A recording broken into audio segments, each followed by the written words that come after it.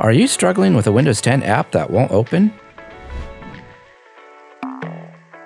You may need to update Windows, reinstall apps, or check for app updates. Here are a few steps to help get things running. First, restart your computer and then try your app again. This will help if a previous process from the application is still running in the background. Once back up, make sure both the app and Windows are up to date. You can check Windows by going to Start, Settings, Update and Security, then click Check for Updates.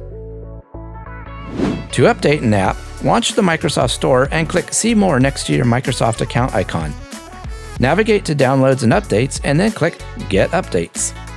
You can also try repairing or resetting an app by going to Start, Settings, Apps, Apps and Features, select the problem app and click Advanced Options.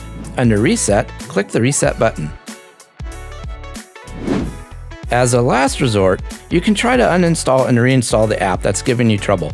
In the Apps and Features menu, choose the app you want to remove and select Uninstall. You can reinstall it from the Microsoft Store.